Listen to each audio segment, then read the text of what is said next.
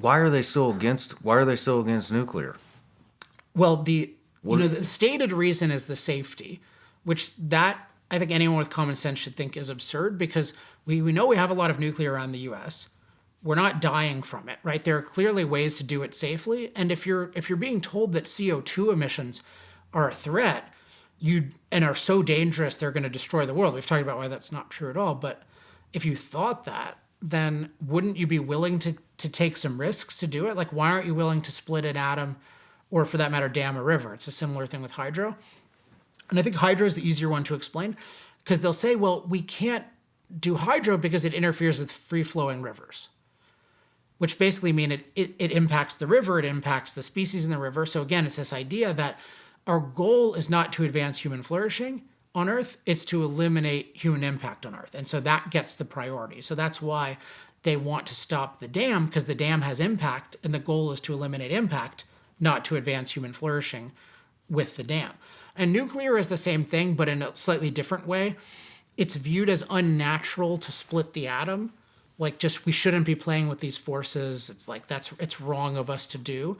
And in particular, people don't like the waste. The activists don't like the waste, not because it's really dangerous, but because it lasts a long time. And the idea of human beings creating something that lasts a long time is extremely offensive if your philosophy is that human impact is evil and should be eliminated. So it's really this anti-impact philosophy that is leading to this hostility, because in practice, nuclear is actually the safest form of energy.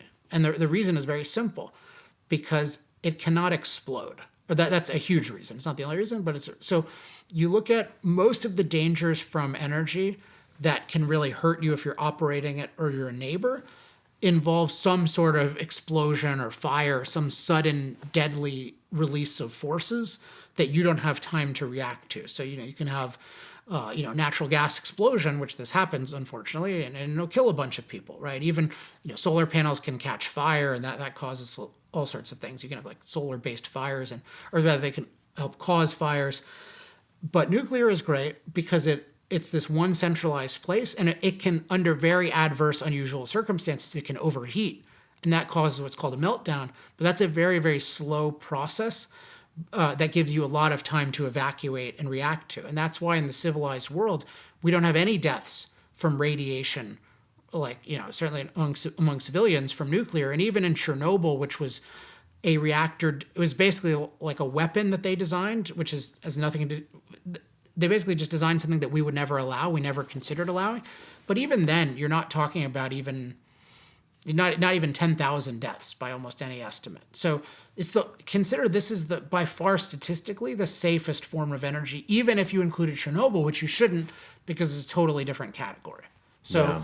It's all about this view that human impact is evil, and nuclear is offensive because it involves these kinds of impacts. And the other thing, and this guy Michael Schellenberger, again, a friend of mine who's running for governor in California, he makes the point also that the Greens don't like it because they don't want abundant energy, and they don't want abundant and clean energy in the society because they know that'll mean a world where humans have a lot of impact, because they don't want us to have all the energy to impact the earth. And so they don't. Solar and wind is more appealing because that's going to lead to a more natural and poor life.